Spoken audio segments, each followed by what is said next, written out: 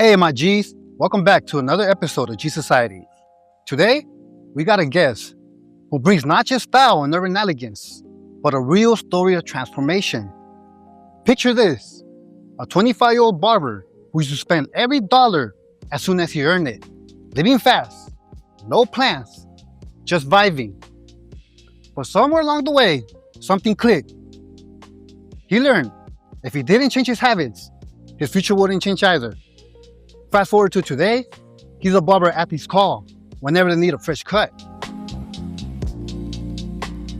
But most importantly, he learned how to manage his money, his time, and his mindset. And he's here to share how he turned it all around. So let's rewind it a bit back and go back to those early days of what was life really like before the discipline. Ladies and gentlemen, I welcome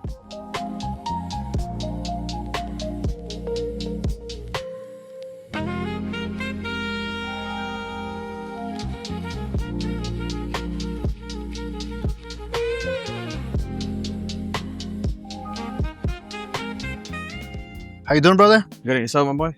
Pretty good, thank you, bro. Welcome to G Society. Before we begin, I want to say happy birthday, bro. I know it was your birthday yesterday. Appreciate you, bro. Thank you. So happy birthday. Thank you. Appreciate How was it? It was good, bro. Just spending time with the family. Oh, yeah? My girl. Chilling. Just chill? Nothing crazy, yeah. Oh, that's cool. Tranqui. Yeah. All right, Luis. You mentioned before that when you're a barber, it allows you to make good money in a single day, right? Correct, yeah. But sometimes when we're young, we don't make the right choices with the money. So you were making good money and then you would spend it quick, right? 100%. 100%? Yeah, that's how it is, man, you know? That's how it is. All right, so my first question, bro, is what were your habits like when money came and went so quickly? And then at what moment did you realize that you had to get serious about your finances and start changing those habits? Damn. Honestly, bro, en la peda. I would spend money drinking, bro. Uh-huh. Going out with people that I thought were my friends, stuff like that, bro. Buying clothes, designer and stuff like that, you know. It's things that you think that you need in your life, bro, when in reality, it's not really what you need, you know. I remember cutting up somebody. He was rich. He was a rich man. Uh-huh. He had his companies. He had houses, real estate, all kinds of stuff like that. And he would tell me, if you can't buy it more than once, then you can't afford it. Yeah. So what are you doing buying certain things that you can't afford? And I was going out, bro. I would get out of work, go party. Like I said, go out with friends that I thought were my friends.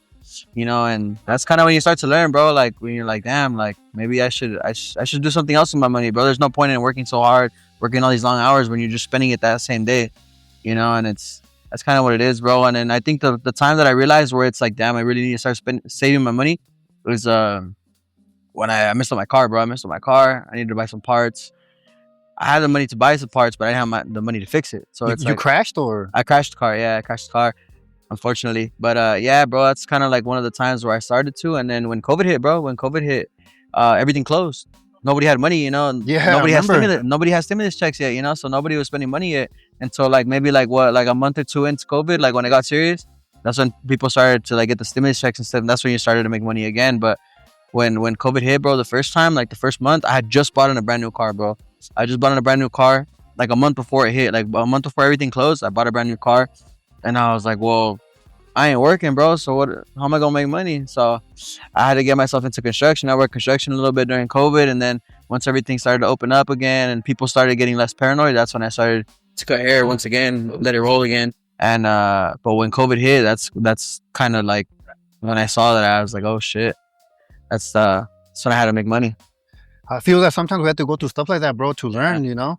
Definitely. But that's good that older guy gave you that advice too. Yeah, of course. How old were you at this time, bro, when this was happening? During COVID or? Well, whenever, like, when you were making that good money, when you started and... Well, when I first started making good money, bro, yeah, it was when COVID hit because I was doing house calls, bro. And back then, haircuts were like, what, 20, 25 bucks? At the barbershop, I was charging 40, bro. I was charging 40 to 50 to pull up somebody's house.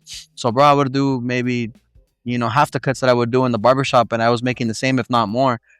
So that's when I was like, oh, maybe like, bro, once the stimulus started to hit, bro, and people started getting money, that's when I started making more money cutting hair. And that's when I was like, oh, like maybe this is something, like I could do something from this, you know? That's when I saw. But Well, I I was mean, like, yeah, it like I was- said, something we had to learn the hard way, bro. yeah. But I good think thing I you was like learned, 19 huh? around that time. 19? That's 2020, right? COVID. Yeah, I was 20, 19. yeah, 2020, I was 2020, 19. 2021, 2019, 2020, 2021. Yeah, I was in between 19 and 20. Wow. Yeah. Damn, bro. All right, bro. The next question. This question intrigues me the most Okay. because, I mean, what you're doing right now, bro, not a lot of people get to do. And personally, you're the first barber I meet that cuts hair for famous athletes, bro. Mhm. So my question is, how did you break into the world of cutting hair for famous athletes? Well, first, bro, you start by you gotta network, bro. You gotta talk to people. You can't be shy to talk to people. You gotta you never know who you're gonna meet in this world, bro. That's something that I learned with cutting hair. You never know who's gonna sit in your chair. So at first, bro, I would reach out to players. I'd reach out to players, athletes, famous people, all kinds of stuff. And whenever I would see a team that was coming to town, I was like for instance, like the Mexican national team. When I saw them come to town the first time, I DM'd everybody, bro. I DM'd everybody. I said, hey, my name is Luis. Da da da. I cut hair. Let me know. I'll take care of you guys. And you just gotta wait, bro. It's a waiting game. It's just the time, bro. It's a timing thing. You just gotta learn how to wait, be patient, and your time will come eventually. But that's pretty much what I would do, bro. I would just DM them, bro. That was it. And then just hope for somebody to answer. So you started like texting them? Yeah. Wow, bro. Because I thought that maybe you somehow met somebody through somebody, but so you basically it's like that. Now that's the way it is. Now that I work with the Chargers, I work with San Diego FC. Then now that's how it is. I get recommended. Like for instance, like next month in February, there's a thing called it's something in Coachella. I forgot what it's called exactly. the festival. The Coachella Invitational. No, it's for the MLS. It's preseason. Oh, okay. So it's Coachella Invitational, something like that. And so I started a network there, bro, because there's more than I think there's like 12 teams or so that be pulling up right there. So you start with one team, bro, and obviously every player has friends in other teams, so that's how you network with them and stuff. And then they see you. I don't know if you've seen the big red case in my studio when I cut your hair the other day. I be walking around with that big red case, bro. So they're like, people turn around and they ask you like, oh, like you a barber, bro, or something? And then I have stickers in the teams that I cut. So I'm like, yeah, bro, I'm came to cut so and so, and that's how I started networking right there too. I didn't see it the time you cut my hair, but I did see it in your video right now when you show me. Oh, okay. By the way, it's a cool case. Oh, You look so professional, man. It was a gift from a client, bro. Believe it or not. That's dope. Yeah, it was a gift from a client. That's cool. You get some cool stuff from here and there, or sometimes, bro. Yeah, I get cool gifts, and people think, bro, because you cut celebrities and athletes, bro, you get all kinds of stuff from them, bro. And it's not all the time, bro. It's very rare. Like once you get that connection with that certain person, bro, that's when they make more of a brotherhood with them, bro. They trust you. They invite you to their house, bro. They invite you to gatherings and stuff like that outside of the working world, But yeah, bro, I've gotten some cool shit from my clients. Like it's been cool. That's interesting, bro. Yeah, that's cool stuff. You'd be surprised, like what a client can give you or the advice they can give you, bro. I think that's the best part about cutting hair. I've learned a lot with people in my chair. I think that's cool because in a way they're like appreciative of you cutting their hair. Yeah, exactly. And you get down, bro. I like how you cut mine. So yeah, that's pretty dope. Thank you, man. Appreciate it. Of course. Luis, my next question. I think this one's gonna bring like a type of special feeling for you or like some type of memory. Because I could only imagine what you do, but you're living it, bro. You're living it. Yeah. So, how did it feel the first time when you had a big name client in your chair? What was the feeling, bro? What was going through your mind? It was crazy, bro. Now that you ask, it was like I said, it was the Mexican national team. It was the first time, bro, I ever cut an athlete. It was Uriel Antuna. Shout out to him. He opened the door for me to what I'm doing now. He was the first one? He was the first one, very first person. And they were in San Diego, over there in La Jolla. They were gonna play a preparation game or something like that. Yeah. And like I said, bro, I DM'd I want to say 25 people, bro, around there. I DM'd them, bro, and he was the only one to answer. I was on my way home. I was driving and I get a notification on Instagram like Uriel Antuna, da da da. Bro, I pulled over and I was like, what? And I swiped up, I looked, and he goes, hey, what's up, bro? I appreciate you hitting me up. Like, I'm gonna need you. Like, can you come through? And I was like, yeah. I pulled over, bro, and 2 days later, I was in San Diego with, bro, players that I seen on TV. Like, Ochoa was there, bro. Ochoa. I'm an America fan, bro. So, seeing Ochoa, bro, that's an icon, bro. So that was cool, bro. Seeing players, Diego Lainez, see, they were right in front of me, bro. So it was the first time. It was hard not to fanboy, bro. That's one of the biggest things, bro. You got to understand, like, they're athletes, bro. So Yeah. they live this day by day. People ask them for pictures, for signatures and stuff. And when you go to give a job, bro, you go perform. So it's like the most professional thing to do, bro, is just keep it professional. You know, have a conversation. You know, maybe take a video of the haircut, bro. But like the last thing you want to do is be like, hey, can we take a picture? Hey, can you do this? Hey, can you do that? Like that's Like not you don't go wanna do crazy, that. huh? Like other Nah, fans. man. You know, as long as you know that you're there, bro, that's the most important thing. You know. Yeah, But that was my first encounter. I feel that you're right on that, because I feel that they're probably gonna get scared, or you know. Well, it's because it's a form of you being professional, bro, showing professionalism, and they'll take you serious that way because you're not a little kid asking for things. Or I've been around barbers, bro, in the industry, and barbers in the same room as me when I'm doing things like this, where it's like they'd be like, "Hey, can you give a shout out to my cousin? Can you do this? And can you give me something?" Like, bro, that's things that you don't do, you know. And me watching other barbers do that, bro, that's what makes me like differentiate myself from everybody else, you know. Yeah, you're learning to adapt. Exactly. That's good, bro. That's good, because Exactly. I'm pretty sure. I mean, you might get it too from some people, right? Like Stuff what? like that. They want to take pictures with you, stuff like that, or not? One time, bro, it's funny. One time we were right here in the Temecula Mall.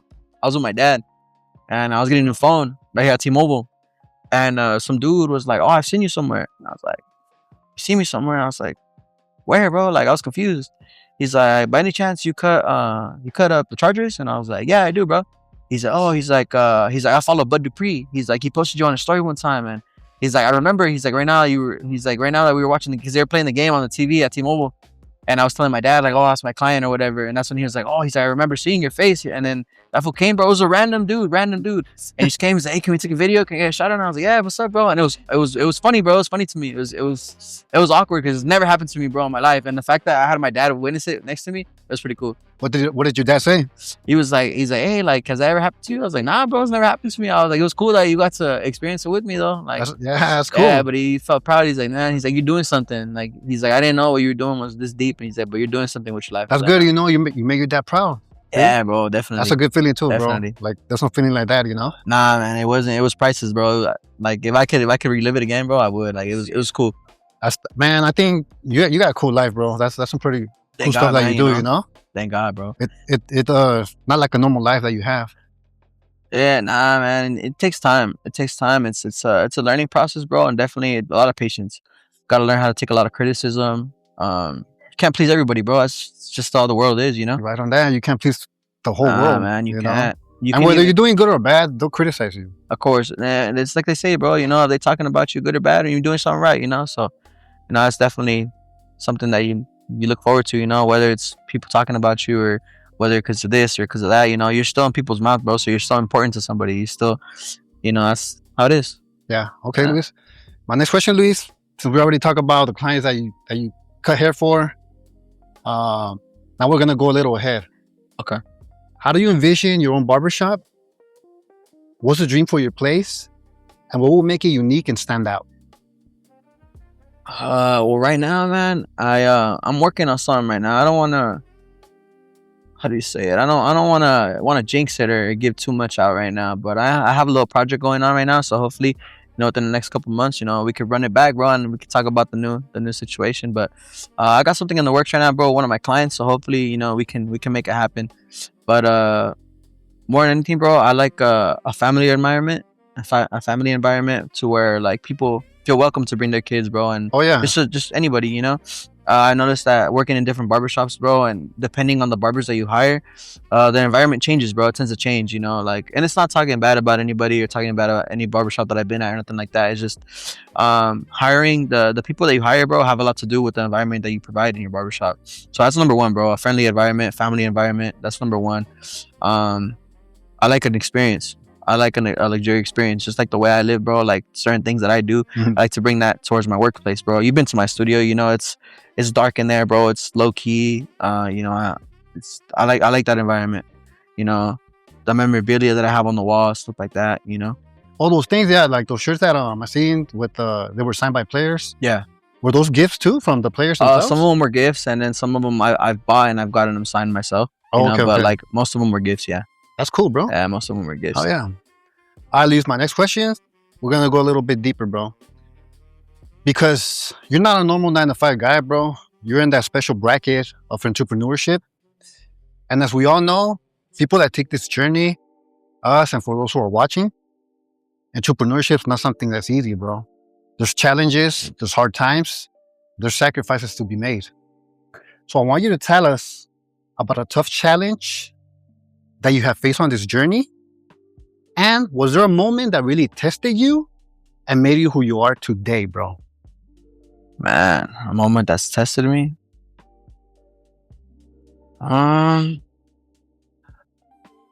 can't think of anything right now. Maybe it's just hard, bro. You know, like not being a 9 to 5. You know, like working a 9 to 5 has its benefits. It has its pros and its cons. You know, you have a secure Secure check. paycheck. You have a secure paycheck, bro. You got benefits. You got all kinds of stuff. You know, being in that special category, bro, where it's not really a 9 to 5, but it is, but it's not. You know, but the perks of it, obviously, you know, you make your own hours, do what you want. But the thing is, bro, like the pros is, you know, you don't work, you don't make no money, you know, unless you have a spot where people are working for you and making money for you, you know, obviously, which is what I'll be at eventually, you know. But I think sleeping is it's a hard one, because, you know, I live out here, so driving to San Diego, driving to LA, I've had to do that, bro, where it's like I start my day in San Diego, I go to my studio in Riverside, and then I go back to LA, and then I go back home, bro. So like A lot of driving. it's a lot of driving, bro. It's hard sometimes, especially when you don't get enough sleep.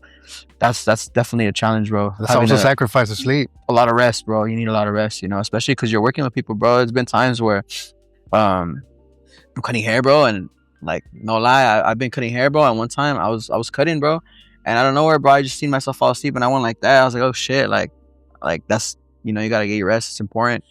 But that, bro, and then just getting clientele, bro. I think that's where you get tested the most. When I first started cutting hair, bro, I would be at the barbershop, bro, before school. I was still in high school, you know, so I would go before school. I'd see what I can get in the morning, if I would get something or not, you know, cool. But I was still there watching, you know, I was still there learning. So I wasn't going for nothing, you know. At first, I thought like, I'm here for nothing, bro. What the hell am I doing here? Waking up at 6 in, getting ready, and going to the barbershop at 7 in. But it's a learning thing, bro. You watch other barbers, see what they do. You know, you pick up the things that you do want to do and the things that you don't want to do. So I was important, bro. And then even being there on the weekends, bro, you sit there from 7 in to 3 in, 4 in, and you get one client, bro. And that makes you want to give up sometimes, bro. And I'm gonna tell you guys right now, bro, it's not the way to do it. Your time will come, bro. You know, as long as you're putting in the work, the hours, the time, being patient, and learning to take criticism, bro, your time will come. And that was definitely, I think, the most thing that tested me the most, like waiting for my time to come. I was about to do that too, bro. Was there ever a moment where you felt like giving up? Because we just said it right now, but yeah, it's definitely, like I said, bro. And then working in an environment where you think that the people around you are going to help you when instead they're making fun of you, bro, that's definitely hard to take. But it's a part of growing up, bro. You know, I grew up fairly quick, bro, you know, for the age that I am. I'm only 25, bro, and I think I'm a little advanced in the way that my mind works. Could be wrong, you know, but the way I think, I feel like I'm a little advanced in what it is. But I grew up fairly quick, bro, so like I feel like your environment around you has a lot to do with wanting to give up or wanting to keep going. Like I used to work at some shop, bro, and one of the owner, bro, I'm not gonna say where, but the owner, he would be like, when a client would leave, bro, obviously I would fuck him up, you know. I was 3 months into cutting hair, bro. I didn't know what the hell I was doing. I was trying, don't get me wrong. I was watching videos. I had the AirPods in, bro, with the video playing while I was cutting hair to make sure that I wouldn't mess them up. That's how you learn, like that, bro. I used to post my haircuts on OfferUp, bro, to get clients. Yeah? That's how desperate I was to cut hair, bro, and to learn the process. Bro, that's the hustle right there. You were hustling, bro. I would market every day, bro. I'm at the shop, hit me up, let me know. I would tell the homies at school, bro, I was offering free haircuts, like, what I would do when I started working at a shop, like, hey, bro, like, if you bring me a client, like, I'll cut you up for free, or I'll give you half off or something. Like, you know, I was still risking not making money, bro, just so that I can get the practice to cut hair, bro. And it's hard to getting clients, bro. It's very hard. But I mean, I think getting made fun of by certain people, bro, like instead of being like, hey, bro, come here, let me show you something. And then for me, it was opposite, bro. Now that I know how to cut hair, when I used to work in a barbershop, I would tell people, like, hey, bro, like, pull up, I got you. Like, let me show you something real quick, you know, because there's something for everybody, bro. Like, you know, I'm not the same video, so, you know, there's something for everybody. Yeah, like everybody to eat, bro. Yeah, bro, I love everybody to eat, bro, you know, like. But where I first started, bro, like instead of being like, hey, like, let me teach you something, that fool would be like, damn, no mames, lo trasquilaste bien culero, güey, no mames. Yeah, bro. And I was like, instead of, bro, being the owner, you know, he would be like, damn, bro, you fucked that fool up. Like, instead of him saying like, hey, tell him to come back, let me show you something, let me fix it. Yeah. You know, that's bad image on you as a person, bro. and that's a bad image on your workplace, bro. Now people are gonna be like, damn, they get fucked up haircuts here. I don't want to go there, you know. So that's bad promotion on yourself. So he was only fucking himself over, bro. Instead of helping me out, he's only fucking himself over. Now, bro, it came to later on in life, bro. I ended up having some of his clients. So you know, the wheel can turn any day, you know. Your time will come, bro. And I think being able to be patient, bro, helped me out a lot. That's cool, bro. That's cool. Hey, my G's, if you guys like this type of content, put a like on the video, subscribe. It motivates us to keep getting clients like Luis, clients who are at a higher level. We talk about entrepreneurship, people running their own business, giving good advice. So please subscribe to the channel. All right, my G, the next question, bro. This one is kind of an advice for people, you know, for those who are listening and watching, who dream of making it in a competitive field. What advice can you give them to keep pushing forward and not give up? Man, more than anything, consistency. The consistency to keep going, bro. To keep going, to not give up, man. That's very important. It was very important for me to keep going. Patience. Patience is very critical because, like I said, and I said it, you know, earlier, you know, your time will come. You know, when the time comes, it's your time, and you got to think about it. That's the only opportunity you're ever gonna get.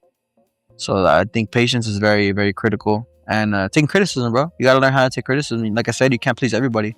That's a big one that I feel that there's people that can't take the criticism. That's exactly. And that makes them give up. Yeah, bro. They let themselves go over a comment or something dumb, bro. When it's like, you know, you never know. Maybe later on, that person that commented or would make fun of you doing something, they're gonna hit you up. Maybe they want something from you too. You know. Those people are your biggest fans, bro. Yeah, bro. And you can't burn bridges, bro. It's another thing. You can't burn no bridges, bro, because you never know when you might go back. You know, you never know what that person can give you to get to somewhere else that you need to get, you know. So I think those are my top 4 things. That's good advice, Luis. That's my top 4 things. Thank you for that, bro. Appreciate it. Yeah, no, of course. All right, Luis. I know that at this time you're self-made, bro. But let's imagine that you were barely starting and you didn't have money, bro. Let's say that you got $10,000 today. What will you do with those $10,000? Starting from scratch, like not having no tools, no nothing. Bro. But somebody came and look, I'll give you $10,000. What will you do with it? Will you invest it? Will you open a business? Go waste it in Vegas? Go to Hong Kong? Thank you. Shit. Well, to start off, bro, I want to say, you said from scratch, right? Without having nothing, no tools, no nothing. Yeah. I would buy tools. I buy tools. And then I would decide, bro, I want to see like what I wanted to do with it. Like if I'm going to take this career serious or if I wanted to invest in somebody. You know, I think about that. Whether I want to invest in somebody or if I want to invest in myself. I trust myself, bro. So I'm going to invest in myself. I'm going to take the deal and invest everything in myself. So I'll buy some tools. And find somewhere where I can make my own business. Maybe a little studio, maybe something like that. You know, buy the chair, buy all that stuff, bro. All the stuff that's needed. And anything that I had left, bro, I'll just save it. Save it, because you never know when you're going to have a rainy day, bro. And you might have a slow week. You might have a slow month, bro. You never know. You might need that money to pay for your rent. Yeah, that's true, bro. Your car note or whatever the case is, bro. Things always happen, you know? Exactly, you know. And obviously, my form of transportation, you know. Find something reliable to take me everywhere I need to go. But that's pretty much what I'll do, bro. Yeah, I don't think I need $10,000 to start something. I think I'm very good at managing my money now to know what I need to spend and still have some cheese left over to put away just in case I need it later on. Yeah, that's good. That's good advice, bro. You know, because there's people that get $10,000, they waste them, bro. You know, like they go party. Bro, if you would have asked me when I was 18, 19 years old, bro, I would have spent that shit. I would have gone clubbing. I would have gone to party, bro. I would have probably put a down payment on a new car that I couldn't afford, bro. Like, you know, it's just the way that the things that I've gone through from the moment I started cutting hair to now, bro. I learned that, you know, money is like the most important thing to keep your career going, you know? That's true, bro. I have a feeling that sometimes a lot of young people, you know, they start getting paid, they go buy a car, but then the thing is you become a slave to that payment of that car, you know? Yeah. You don't really have money to enjoy yourself or do something on the side to really advance. Yeah, exactly. Well, like I said, bro, that's what happened to me, bro. COVID hit. I didn't know COVID was going to get that bad, bro. I want to go buy a brand new car. Nobody knew, bro. Bought a brand new car, bro. not knowing that COVID was gonna hit and everything was gonna What type of close. car did you buy? I bought a Dodge Charger. Damn, I bro. bought a Dodge Charger. Yeah, it was my first car. It was one of the cars that I said I always wanted, bro. I always wanted one. And I wanted a Camaro. I bought that one later on too. So like, you know, things will come when they need to come, man. You know, it's the process. Yeah. Yeah. It That's all true, goes bro. back to the same thing, bro. Just trust the process, bro. Be consistent and be patient. That's true, bro. That's true. Yeah. That's true. All right, bro. Last but not least, as we wrap up, what's one lesson you like everyone to take away from your story today? Be responsible. Be responsible with your money, with your time. Put in the work. If you guys want to be somewhere in life, it's not gonna come from one day to another. So, like I said, it all goes back to patience again. That's pretty much it, man. I mean, that's what happens when you want to be an entrepreneur. You know, you see a little bit of money and you want to go out and buy the world, bro. And in reality, that shit could be over in a blink of an eye. You know. So I think that's probably one of the most important things. Be financially responsible. I'm not saying don't go buy nothing or don't go, you know, have a little fun with your friends or with whatever you're doing, you know. But definitely don't spend money that you don't have. Be smart about it. Because I did it, bro. I did it, and I don't regret it. If I'm being honest, I don't regret it. You know, I don't regret spending money I didn't have at the time because it taught me a lesson, bro, and it taught me the way to change my mentality and how I think now. Mm-hmm. And now that I'm trying to do other things in my life, bro, I go back and think, what would I be doing right now if I didn't spend that money? How much money would I have right now if I didn't go and spend money like this? That's But- true. But then you think about it. But if you did all that, and now you're doing what you're doing now, so what would you do? Would you trade going back in the past to not spending the money and then see what your future holds, or keep the same story and thrive with that same story that you already had? I would continue my story, bro. Like I said, I don't regret nothing that I did. I don't regret nothing that's happened. You know, I believe everything happens for a reason, and that's why I'm here today. You know, thank God, man. You know, it's been a tough journey, but I wouldn't change anything. I feel, bro, that sometimes we gotta learn the hard way. You know, even though there's older people that might tell us stuff, but sometimes we gotta go through that. Unfortunately, you know. Yeah. But I'm glad that you came today, bro, because you're pretty young yourself. You're doing good now. You know, you learn at a young age. Unfortunately, there's guys that don't learn. Unfortunately, there's guys that are 30, 40, and they're still wasting time. You know, they don't wake up. Exactly. Still wasting money like crazy. Yeah. Some might be going through depression or whatnot, but, you know, like still, you know. Now, you learn and you're still at a good age, bro. Imagine what the future holds. It's like I said, man, it has a lot to do with your discipline, you know. Like I got used to living a certain lifestyle, bro, that I like to live. And you know, eventually I do want a family, I want my own business, I want to buy a house, I want to drive a nice car like I do now, you know. Yes, sir. So I grew up with the bare minimum, you know, at home. You know, don't get me wrong, nunca me faltó nada, like nothing was ever missing. Like my dad gave us everything that he could. You know, my mom was a stay-at-home mom, you know. We had everything that we needed, but you know, sometimes, you know, you have certain friends at school, you know, little friends that get to do this and get to do that, you know, and you don't, stayed at huh? home, bro. You stayed at home all summer doing nothing, you know. I used to go work with my dad, bro. So, you know, I didn't want to go to school and tell him, like, oh, what'd you do this summer, bro? Like, oh, like, I went to work with my dad. Like, I would lie, bro. I would lie to him. I'd be like, oh, I was in Mexico doing this shit, bro. I had never gone to Mexico, you know. So, Wait, but you never got to Mexico before, right? no, I Now you did. have, right? I did go as a kid, but I mean, Oh. like on vacation, bro. Like you Oh, know, how okay, when yeah. you know how these little kids come back, like, oh yeah, I was in Cancun or some shit, like, bro. Oh, yeah. I still haven't been to Cancun to this day, you know. So it's like, all that's taught me to work hard for the things that I want now, bro. Because later on, when I do have my family, bro, when I do have a wife, when you know, I want to give them the things that I didn't have, you know. Yeah. Obviously, show them the discipline that I got taught, you know, as a kid, but I want to give them the things that I didn't. I don't want my kids to ask me one day to be like, hey man, like, dad, can I get this? And I'll be like, well, my dad used to tell me, bro, oh, you gotta wait till I get paid, bro. Now I'll get paid next week. That you kind know? of sucks, huh, It bro? sucks, Yeah. man. But like I said, bro, it taught me a lot of discipline, bro, and it taught me to value a lot of the things that I do have, you know. So that's another thing, bro. I learned to value a lot more than what it was. So I think that's a good point too, you know. Yeah, bro, that's true. That's true right there. You know, sometimes I've seen that happen too. You know, with myself included and people that I know. It kind of sucks, but I like your mentality, and hopefully, you know, like whenever you have kids or whatnot, they'll have a better future or they'll have a better childhood than the one you had. You know, Hopefully, man. that's the goal plan. right there. That's the plan. That's the plan. Wow. That's the plan. It's like I said, bro. I wouldn't change anything that I lived, man. Everything that I lived up to this day, bro. It's taught me a lesson, And I hope that, the stories that I was able to share help somebody out there. You never know. You never know what they'll pick out of the stories. No, that's the Hopefully point. they- And yeah. this is why I like interviewing people like you, bro, because sometimes there's people that do get motivated watching this kind of stuff, So they Yeah, need that hopefully, motivation. like I said, at the end of the day, bro, I'm just a barber. It's nothing crazy. I don't own no real estate, no nothing like that. I just cut hair, bro. But I live a good life doing this. So Yeah. Well, and I see your life, bro. Like you got an exciting life, bro. Not gonna yeah, lie. man, thank God, So, bro. Like that's I said, cool. it's a lot of hard work, bro. A lot of sleepless nights sometimes. A lot of discipline in what I do. But it's worth it, huh? Yeah, and I think like how you said before, I am self-made. Nobody opened the door for me. Just like I did this shit by myself. Thank God, Yeah. bro. And the hard work that I've been doing is starting to show. Like I said, your time will come eventually, and I think my time has come now. So I'm just full send, bro, full throttle, just trying to get to the highest I can. That's good, bro. That's good. Hell yeah. Luis, you want to give any shout outs before we take off, bro? Anybody has helped you on your journey? Anybody? Man, honestly, bro, like I said, shout out to the fam at home. My mom, my dad. Shout out to them. I am the man that I am today.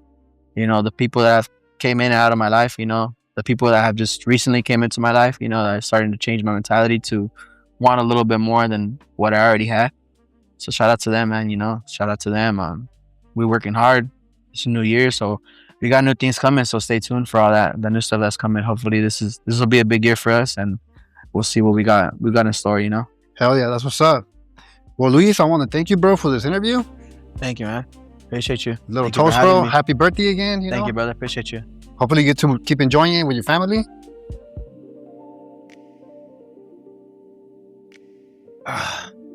And with that, my G's, we had a little bit of drama and some real talk. Thank you for spending your time with us. This is G Society, where mindset meets movement. I'm your host, Joe Money. And remember, stay focused, stay disciplined, and keep on grinding so one day you can achieve that life that you want. Think about it.